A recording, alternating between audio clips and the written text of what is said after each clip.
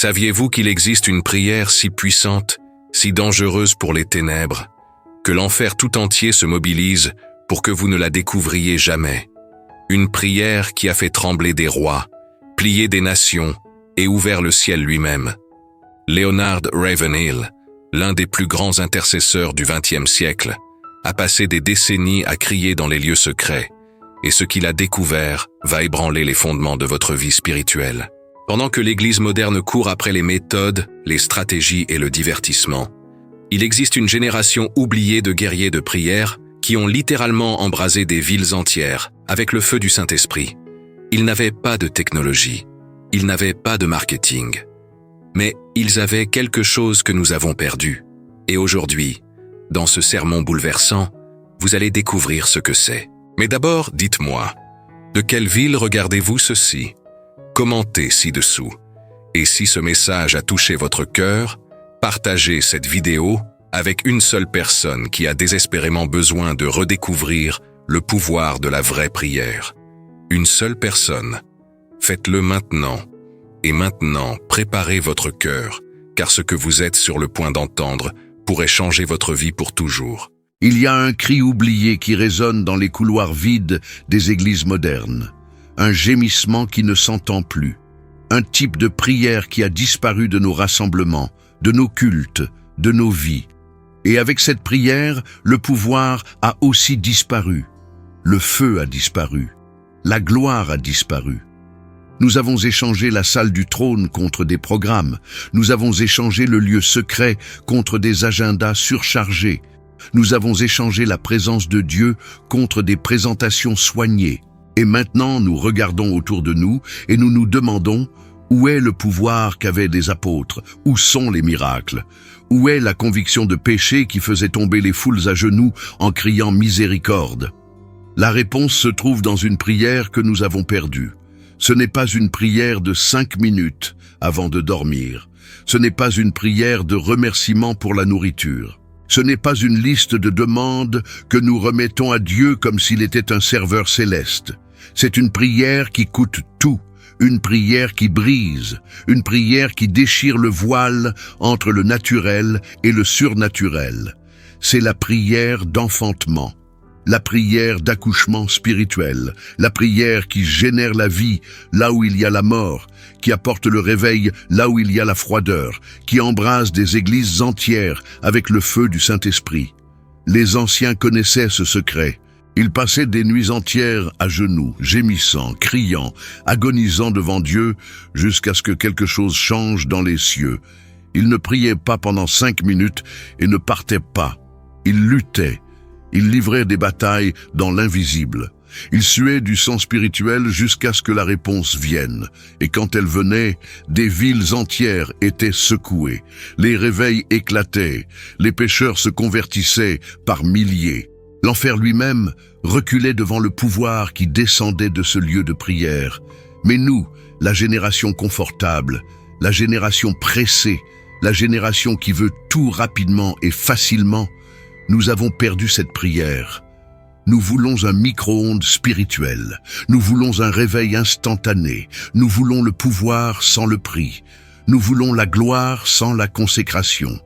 Et c'est pourquoi nos églises sont tièdes, nos vies sont vides, nos cultes sont des spectacles vides de présence. Il y a de la musique, il y a des lumières, il y a de l'émotion fabriquée, mais il n'y a pas de tremblement. Il n'y a pas de brisement, il n'y a pas ce poids de la gloire qui faisait tomber les hommes comme morts devant le Saint. Vous êtes-vous déjà demandé pourquoi Dieu utilisait ces hommes simples du passé de manière si extraordinaire? John Wesley prêchait et 20 000 personnes se convertissaient.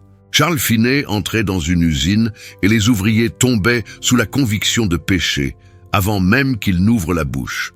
George Whitefield criait dans les champs et les foules pleuraient désespérément pour le salut. Jonathan Edwards lisait un sermon et les gens s'accrochaient au banc pensant qu'ils allaient glisser directement en enfer. Qu'avaient ces hommes que nous n'avons pas? Ils avaient le lieu secret. Ils avaient la prière oubliée. Wesley priait 4 heures par jour. Finney passait des nuits entières à agoniser en prière avant de prêcher un sermon. Whitefield pleurait tellement dans ses prières que ses joues étaient marquées par les larmes.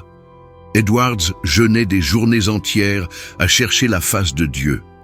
Ils payaient le prix que nous ne voulons pas payer.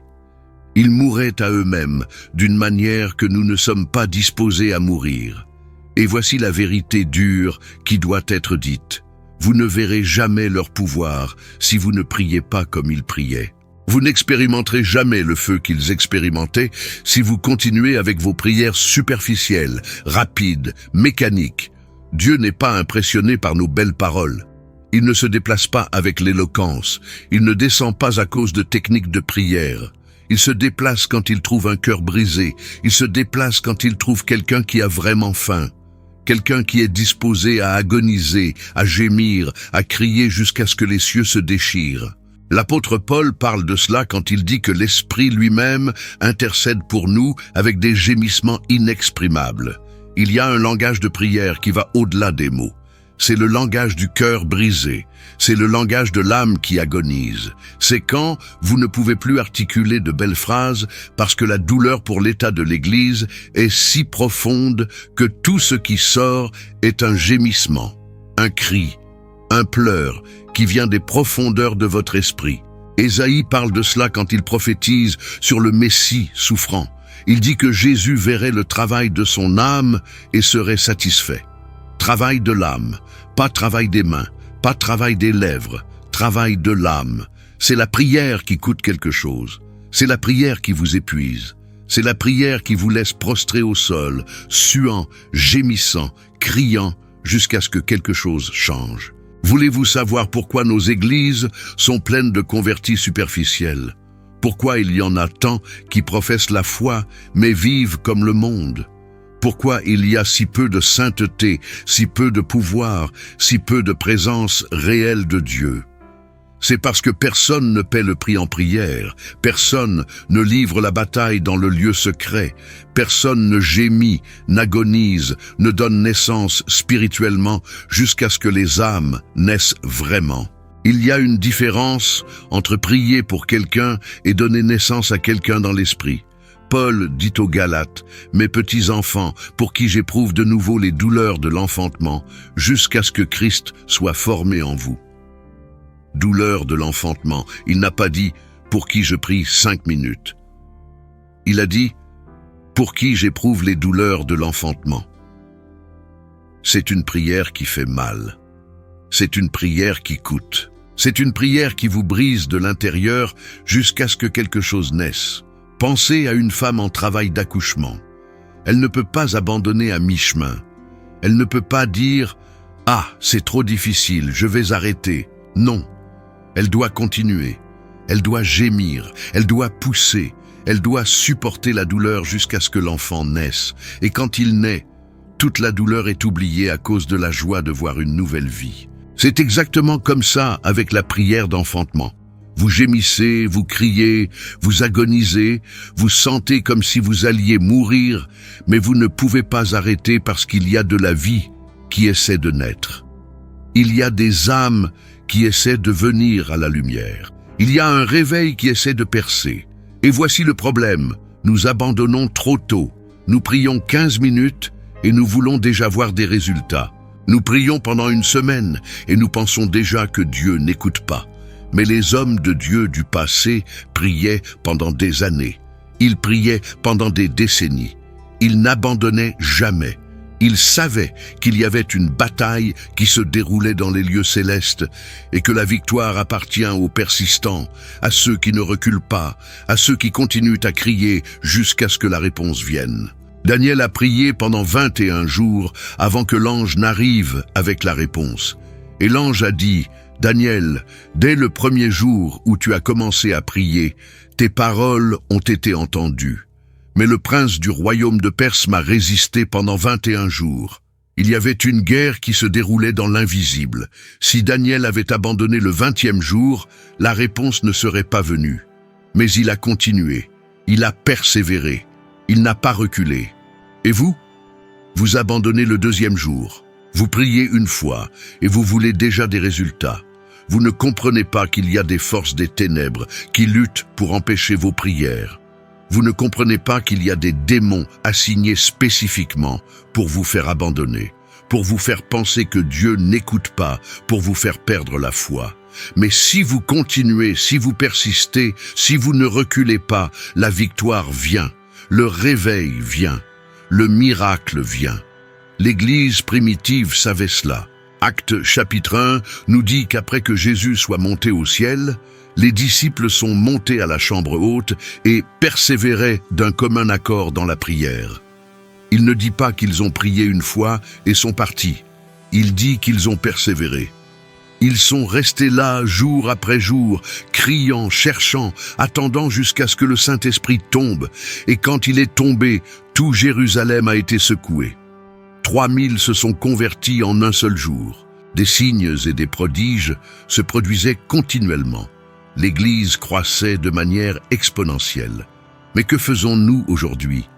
Nous faisons un culte de prière une fois par semaine, et une demi-douzaine apparaît. Et parmi ceux-là, la moitié regarde l'horloge en attendant que ça se termine. Il n'y a pas de fin, il n'y a pas de désespoir, il n'y a pas d'agonie, il y a de la religion, il y a de la tradition, il y a de la formalité. Mais il n'y a pas ce feu qui brûle, cette passion qui consume, ce cri qui déchire les cieux. Et c'est pourquoi nous vivons dans la sécheresse spirituelle, c'est pourquoi nos églises sont tièdes, c'est pourquoi il y a si peu de pouvoir, parce que la prière qui embrase l'église entière a été oubliée. Elle a été remplacée par des programmes, par des méthodes, par des stratégies humaines. Nous pensons que nous pouvons faire croître l'église avec le marketing. Nous pensons que nous pouvons avoir un réveil avec de la musique entraînante. Nous pensons que nous pouvons avoir du pouvoir avec des techniques de leadership. Mais Dieu ne se déplace pas comme ça. Il ne s'est jamais déplacé comme ça. Il se déplace quand il trouve des cœurs brisés qui crient pour lui. Il se déplace quand il trouve quelqu'un qui est disposé à payer le prix, quelqu'un qui est disposé à rester à genoux pendant des heures, quelqu'un qui est disposé à gémir, à crier, à agoniser, jusqu'à ce que quelque chose change. Il y a un verset dans Ésaïe qui me hante. Dieu dit, « J'ai cherché parmi eux un homme qui élève un mur et se tienne à la brèche devant moi en faveur de ce pays, afin que je ne le détruise pas, mais je n'en ai trouvé aucun. » Comprenez-vous ce que cela signifie? Dieu cherchait juste un homme qui se tienne à la brèche, juste un qui prie vraiment, juste un qui intercède. Et il n'a trouvé personne. Est-ce différent aujourd'hui? Est-ce que Dieu regarde nos églises et trouve de vrais intercesseurs? Trouve-t-il des gens qui se tiennent à la brèche? Trouve-t-il quelqu'un qui paie le prix en prière? Ou continue-t-il à chercher et ne trouve personne? Sommes-nous tous trop occupés avec nos vies, nos tâches, nos divertissements, et n'avons-nous pas de temps pour le lieu secret? Oh, que Dieu suscite une génération d'intercesseurs, qu'il suscite des hommes et des femmes qui redécouvrent cette prière oubliée, qu'il suscite des guerriers de prière qui ne se contentent pas de 5 minutes pressées, mais qui sont disposés à passer des heures, des nuits, des jours à crier jusqu'à ce que le ciel s'ouvre. Savez-vous ce qui se passe quand quelqu'un découvre cette prière? L'impossible devient possible, l'inconcevable arrive, les murs de Jéricho tombent, les mers s'ouvrent, les morts ressuscitent, les nations s'inclinent. Pourquoi? Parce que la prière déplace la main de Dieu, et quand Dieu déplace sa main, rien ne peut résister. Élie était un homme de la même nature que nous. La Bible le dit clairement. Il n'était pas un super-héros. Il n'avait pas de pouvoirs spéciaux. Mais il a prié. Et quand il a prié, le ciel s'est fermé pendant 3 ans et demi. Puis, il a prié à nouveau, et le ciel s'est ouvert. C'est le pouvoir de la prière. Ce n'est pas une question de qui vous êtes. C'est une question de celui que vous invoquez. Mais voici la clé. Élie n'a pas prié une prière décontractée. Il est monté au mont Carmel, s'est incliné jusqu'au sol, a mis son visage entre ses genoux et a crié. Il n'était pas confortable. Il était prostré. Il était brisé. Il était en position d'humiliation devant Dieu. Et il est resté là jusqu'à ce que le nuage apparaisse. 6 fois son serviteur est allé regarder et est revenu en disant « Il n'y a rien ». Mais Élie n'a pas abandonné. Il a continué. Et à la 7e fois, la réponse est venue. Combien de fois auriez-vous abandonné? À la 2e fois? À la 3e? Nous voulons des réponses instantanées. Mais Dieu nous enseigne la persistance. Il nous enseigne la foi. Il nous enseigne que la prière est une bataille. Et les batailles ne se gagnent pas avec des attaques superficielles. Les batailles se gagnent avec de la détermination, avec de l'endurance, avec un refus absolu de reculer. Il y a quelque chose dans la prière prolongée, dans la prière persistante, dans la prière qui n'abandonne pas, qui brise le pouvoir de l'ennemi. Quand vous priez et continuez à prier, quand vous criez et continuez à crier, quand vous ne reculez pas, quand vous n'abandonnez pas, quelque chose se passe dans le monde spirituel. Les forteresses sont renversées, les principautés sont ébranlées, les puissances tremblent. Jésus a raconté une parabole sur un juge inique qui ne craignait pas Dieu et ne respectait pas les hommes. Une veuve est venue à lui demander justice et il a refusé. Mais elle a continué à venir. Elle a persisté. Elle n'a pas abandonné. Et finalement, il a cédé, non pas parce qu'il était juste, mais parce qu'elle n'arrêtait pas d'insister. Et alors Jésus pose la question. Si un juge injuste répond à la persistance, combien plus Dieu, qui est juste et aimant, répondra-t-il à ceux qui crient à lui jour et nuit? Jour et nuit. Ce n'est pas une prière de 5 minutes. C'est une prière continue. C'est un mode de vie de communion avec Dieu. C'est vivre dans la présence, c'est porter un cri constant dans le cœur, c'est avoir cette faim insatiable de plus de Dieu, plus de sa présence, plus de son pouvoir. Et voici quelque chose qui doit être dit. Cette prière n'est pas seulement pour vous. Ce n'est pas une prière égoïste demandant des bénédictions pour votre propre vie. C'est une prière pour les autres. C'est une prière pour l'Église. C'est une prière pour les nations. C'est une prière qui dit « Dieu, peu m'importe ce qui m'arrive, mais répands ton esprit sur cette génération, sauve les perdus, restaure les rétrogrades, embrase ton Église. » Quand avez-vous pleuré pour la dernière fois pour des âmes perdues? Quand avez-vous gémi pour la dernière fois sur l'état de l'Église? Quand avez-vous ressenti pour la dernière fois le poids de l'éternité sur des gens qui vont en enfer? Nous sommes devenus si insensibles, si froids, si égoïstes. Nous prions pour nos propres besoins, nos propres problèmes, nos propres désirs. Mais nous n'avons pas de compassion pour les âmes qui périssent. Jésus regardait les foules et avait compassion d'elles, parce qu'elles étaient comme des brebis sans berger. Son cœur se brisait, ses entrailles bougeaient.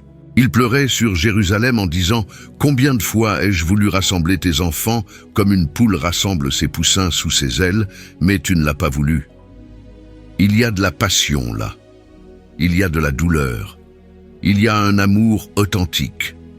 Et nous voyons des gens aller en enfer et nous ne ressentons rien. Nous voyons l'Église tiède et nous ne nous en soucions pas. Nous voyons le péché régner et nous haussons simplement les épaules. Nous avons perdu la capacité de ressentir. Nous avons perdu le cœur de Dieu.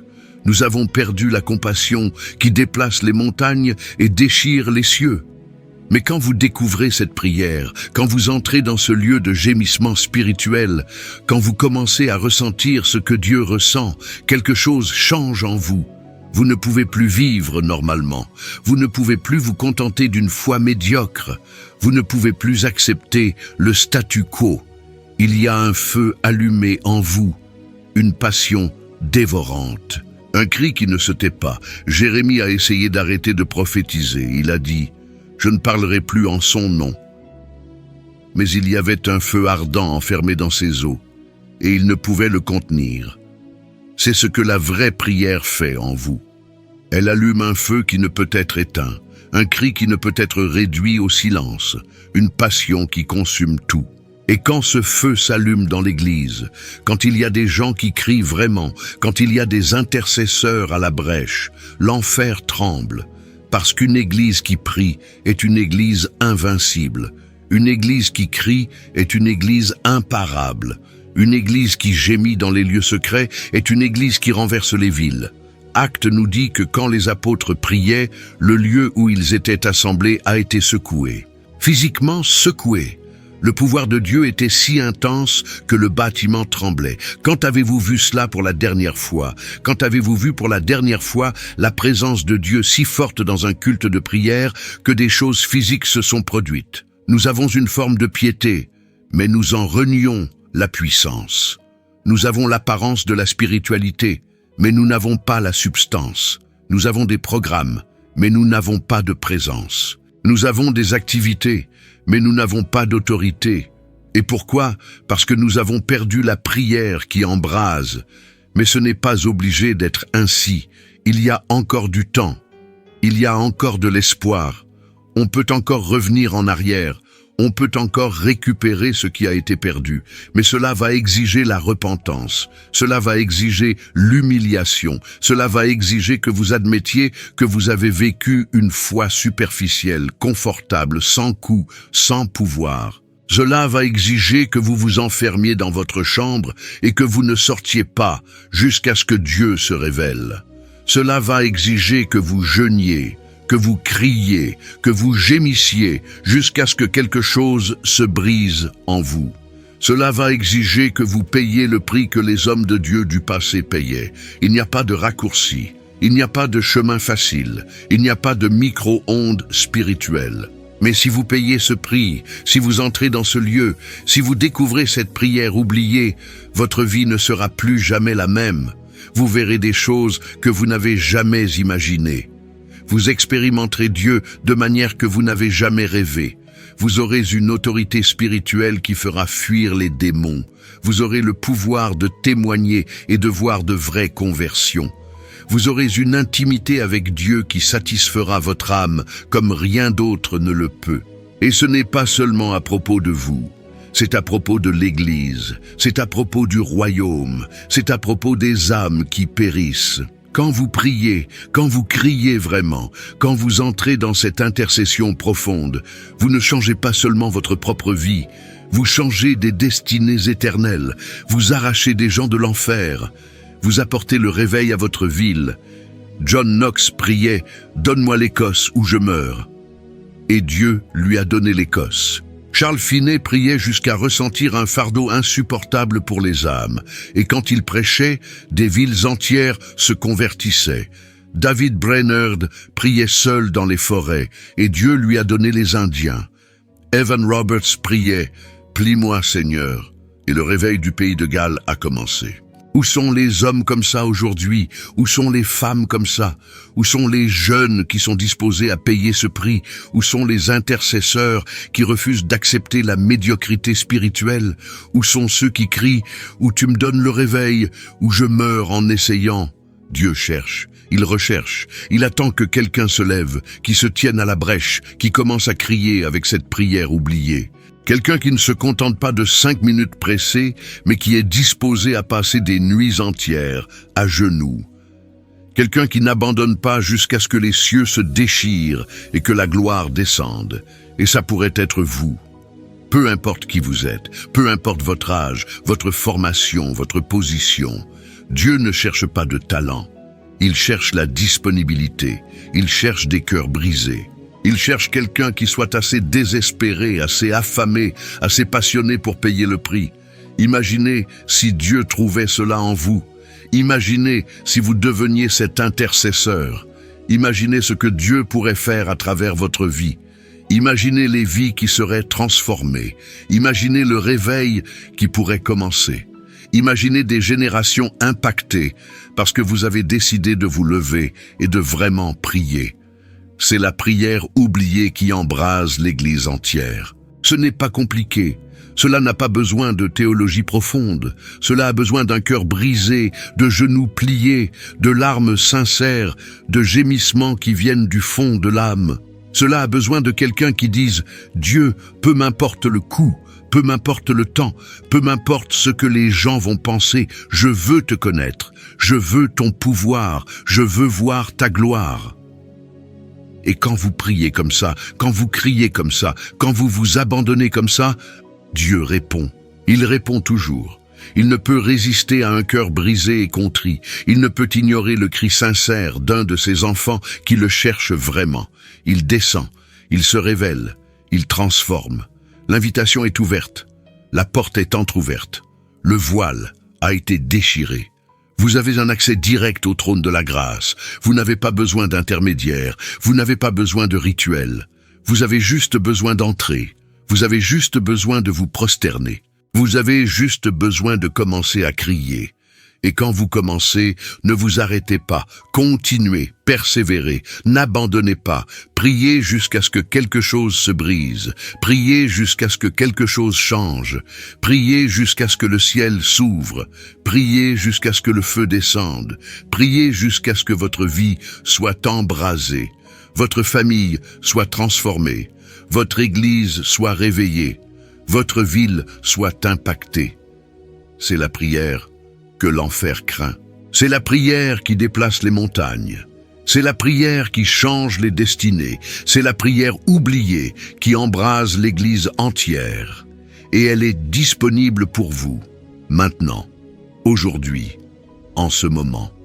Elle n'est pas enfermée dans quelques trésors spirituels accessibles seulement aux super saints. Elle n'est pas réservée aux leaders ouins ou aux géants de la foi.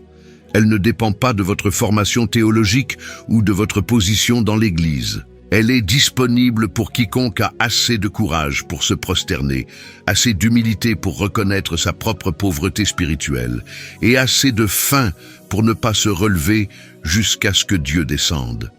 Le mendiant peut prier comme ça.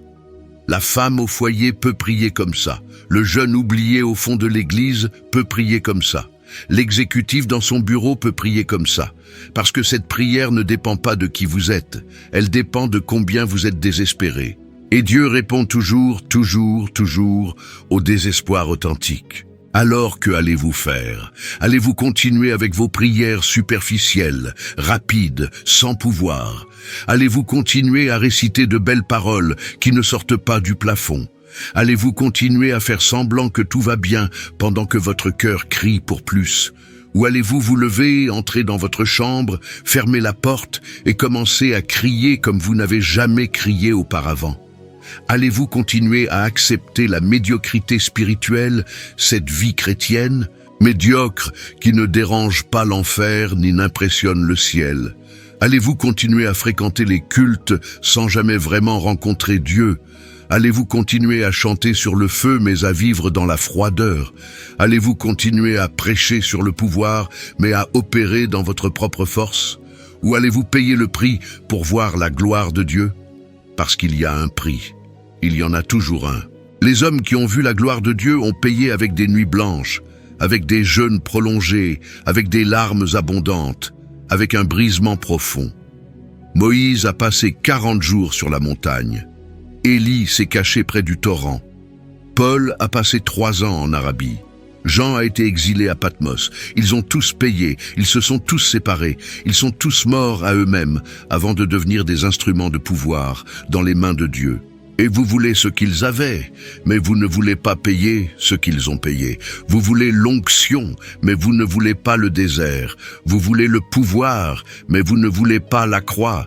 Vous voulez la gloire, mais vous ne voulez pas l'humiliation. Et c'est pourquoi vous vivez dans cette médiocrité frustrante et confortable, regardant vers le ciel et vous demandant pourquoi Dieu ne se déplace pas. Le choix vous appartient. Mais sachez ceci. Dieu attend, il écoute, il est prêt à répondre, il est prêt à descendre, il est prêt à embraser votre vie avec son feu saint. Tout ce dont il a besoin, c'est vous, brisé, abandonné, criant des profondeurs de votre esprit. Il n'a pas besoin de votre force, il a besoin de votre faiblesse reconnue. Il n'a pas besoin de votre sagesse, il a besoin de votre humilité à admettre que vous ne savez rien. Il n'a pas besoin de vos talents, il a besoin de votre abandon total. Parce que Dieu résiste aux orgueilleux, mais il donne la grâce aux humbles. Et c'est dans les vases brisés qu'il verse son huile précieuse. Comprenez-vous cela? Vous devez être brisé avant d'être utilisé. Vous devez être vidé avant d'être rempli. Vous devez mourir avant de vraiment vivre. Et cette mort se produit dans le lieu secret. Ce brisement se produit dans la prière prolongée. Ce vidage se produit quand vous passez tellement de temps en présence de Dieu que tout ce qui est charnel, tout ce qui est égo, Tout ce qui est vôtre est consumé par le feu de sa sainteté. Et quand vous criez comme ça, quand vous priez comme ça, quand vous vous abandonnez comme ça, préparez-vous. Parce que le Dieu qui a répondu à Élie avec du feu, le Dieu qui a rempli la chambre haute avec un vent impétueux, le Dieu qui a secoué les prisons et libéré les apôtres, le Dieu qui a répandu son esprit à la Pentecôte, ce même Dieu est vivant, est actif, est prêt à le refaire. Il n'a pas changé. Il ne s'est pas affaibli. Il ne s'est pas fatigué. Il n'est pas devenu trop vieux pour opérer des merveilles. Le problème n'a jamais été Dieu. Le problème a toujours été nous. Notre manque de foi, notre manque de consécration, notre manque de désespoir saint, notre satisfaction avec des miettes quand il veut nous donner le festin entier. Il est le même hier, aujourd'hui et éternellement. Le Dieu d'Élie continue à répondre avec du feu. Le Dieu de la Pentecôte continue à remplir avec l'Esprit. Le Dieu qui a secoué les prisons continue à libérer les captifs. Le Dieu qui a ressuscité les morts continue à apporter la vie là où il y a la mort. Rien n'a changé de son côté. Il attend que quelque chose change de notre côté. Il vous attend. Il attend l'Église. Il attend une génération qui redécouvre cette prière oubliée. Une génération qui ne se contente pas de moins que tout. Une génération qui regarde le confort moderne et dit « Non, je veux ce qu'ils avaient, je veux voir ce qu'ils ont vu, je veux expérimenter ce qu'ils ont expérimenté. » Une génération qui crie « Déchire les cieux et descends, refais-le Seigneur, embrase-nous avec ton feu, ranime ton œuvre. » Une génération fatiguée d'entendre des histoires sur le réveil et prête à vivre le réveil.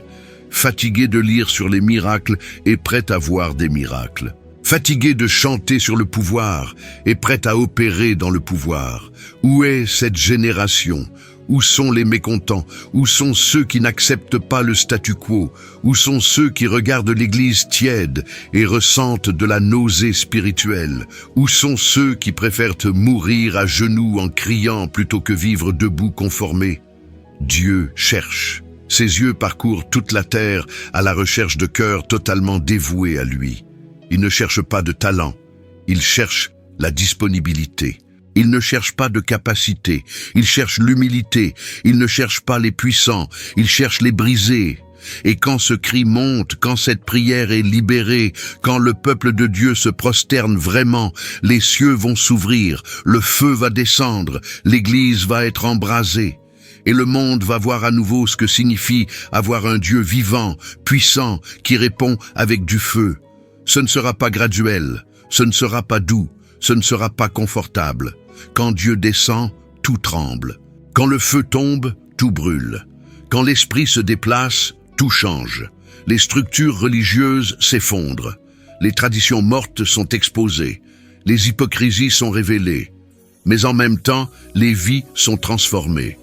Les cœurs sont embrasés, les âmes sont sauvées. L'Église devient ce qu'elle aurait toujours dû être, une armée puissante, une épouse sainte, une famille passionnée par son roi. Et le monde sceptique, moqueur, indifférent, va devoir reconnaître qu'il y a un Dieu vivant au milieu de son peuple. Ils vont voir des miracles qu'ils ne peuvent expliquer. Ils vont témoigner de transformations que la psychologie ne peut produire. Ils vont expérimenter un pouvoir que la science ne peut mesurer. Et beaucoup d'entre eux vont tomber à genoux en criant « Dieu, aie pitié de moi, pécheur ». C'est l'appel, c'est le défi, c'est l'invitation. La prière oubliée attend d'être redécouverte. Le lieu secret attend d'être habité. Le trône de la grâce attend d'être accédé. Et Dieu, le Dieu tout-puissant, créateur des cieux et de la terre, attend de vous rencontrer là. Il n'est pas distant, il n'est pas désintéressé, il n'est pas trop occupé. Il est là, attendant, aspirant, désirant ce moment où vous allez entrer dans le lieu secret, non par obligation religieuse, mais par désespoir saint. Non pas parce que quelqu'un vous l'a ordonné, mais parce que vous ne supportez plus de vivre sans lui. Non pas pour accomplir un rituel, mais pour rencontrer la personne que votre âme aime. Et quand vous entrerez là, quand vous fermerez cette porte, Quand vous vous prosternerez sur ce sol, sachez que vous n'êtes pas seul. Le Saint-Esprit est là, prêt à gémir avec vous, à travers vous. Jésus lui-même est là, comme grand prêtre intercédant pour vous. Et le Père est là, inclinant son oreille pour entendre chaque mot, chaque gémissement, chaque larme.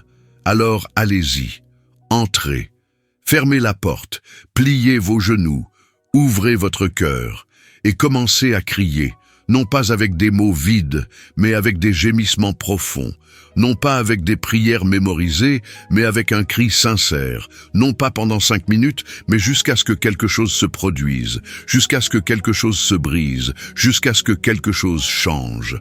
Criez jusqu'à ressentir ce poids. Priez jusqu'à ce que les larmes viennent. Priez jusqu'à ce que votre cœur commence à brûler. Priez jusqu'à ce que la présence de Dieu remplisse la pièce.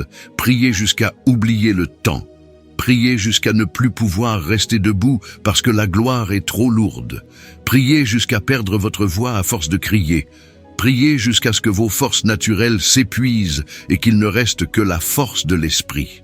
Et ne vous inquiétez pas si les mots ne viennent pas. Laissez l'esprit gémir à travers vous. Ne vous inquiétez pas si vous pleurez.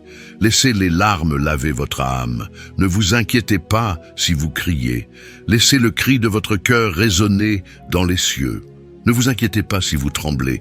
C'est la présence de Dieu qui vous secoue. Et quand vous ferez cela, quand vous paierez ce prix, quand vous entrerez dans ce lieu, vous découvrirez ce que les générations avant vous ont découvert. Que la prière déplace la main qui déplace le monde, qu'il y a du pouvoir dans le lieu secret, qu'il y a du feu qui attend d'être libéré, qu'il y a un réveil prêt à exploser. Vous découvrirez que tout le temps que vous avez passé sur d'autres choses, programmes, activités, divertissements, a été gaspillé, mais que chaque minute passée à genoux était un investissement éternel. Vous découvrirez que l'intimité avec Dieu est plus satisfaisante que n'importe quel plaisir terrestre. Vous découvrirez que sa présence est plus précieuse que tous les trésors du monde. Vous découvrirez que cela vaut la peine de tout perdre pour gagner Christ. Vous découvrirez que ces hommes du passé n'étaient pas différents de vous. Ils ont juste fait un choix que vous pouvez faire maintenant. Tout lâcher et chercher Dieu de tout leur cœur. Et quand ils ont fait ce choix, quand ils ont payé ce prix, quand ils sont entrés dans cette prière, Dieu les a utilisés pour renverser le monde et il veut faire de même avec vous. Votre âge n'a pas d'importance. Votre éducation n'a pas d'importance. Votre passé n'a pas d'importance. Vos erreurs n'ont pas d'importance. Vos faiblesses n'ont pas d'importance. En fait, plus vous êtes faible, mieux c'est. Plus vous êtes brisé, plus vous êtes utile. Plus vous êtes vide de vous-même, plus il y a de place pour qu'il vous remplisse. Tout commence avec vous, en ce moment, en cette heure, avec une décision de ne plus accepter une foi tiède, une vie spirituelle superficielle, une église sans pouvoir, avec une décision de chercher Dieu jusqu'à le trouver, de crier jusqu'à ce qu'il réponde, de prier jusqu'à ce que les cieux s'ouvrent, pas demain, pas la semaine prochaine, pas quand vous aurez plus de temps, maintenant, parce que chaque moment gaspillé est une opportunité perdue. Chaque jour, sans vraiment chercher Dieu, est un jour volé à votre héritage spirituel. Chaque nuit passée à dormir, quand vous pourriez être en train de crier, est une nuit que vous ne récupérerez jamais. Le temps est court. Jésus revient. Les âmes périssent. L'Église est endormie. Le monde s'enfonce de plus en plus dans les ténèbres, et Dieu cherche des intercesseurs. Il cherche des guerriers de prière. Il cherche quelqu'un qui se lève et dise « Me voici, Seigneur, utilise-moi, brise-moi, façonne-moi, remplis-moi, envoie-moi. » C'est la prière oubliée qui embrase l'Église entière, et elle vous appelle, maintenant, en ce moment même. Pendant que vous entendez ces mots, le Saint-Esprit touche votre cœur. Il y a une inquiétude sainte qui se forme en vous. Il y a une faim qui s'éveille. Il y a un appel qui est émis. N'ignorez pas. Ne résistez pas, ne retardez pas, répondez, levez-vous, entrez dans votre chambre ou agenouillez-vous là où vous êtes maintenant et commencez à crier, commencez à gémir, commencez à chercher parce que le Dieu que vous cherchez, vous le trouverez, c'est la promesse et Dieu ne ment pas. Et quand vous le trouverez, quand vous le toucherez, quand vous expérimenterez vraiment sa présence, votre vie ne sera plus jamais la même. Vous serez marqué, vous serez transformé, vous serez embrasé. Et ce feu va se répandre, il va toucher votre famille, il va atteindre votre église, il va impacter votre ville, parce que le feu génère le feu, la passion allume la passion, et une personne vraiment réveillée peut embraser toute une génération. Cela peut être vous, cela doit être vous, cela doit être vous. La prière oubliée attend, le lieu secret appelle, Dieu attend, et l'Église, la précieuse épouse de Christ, a désespérément besoin de quelqu'un qui redécouvre cette prière et commence à prier. Soyez cette personne, maintenant.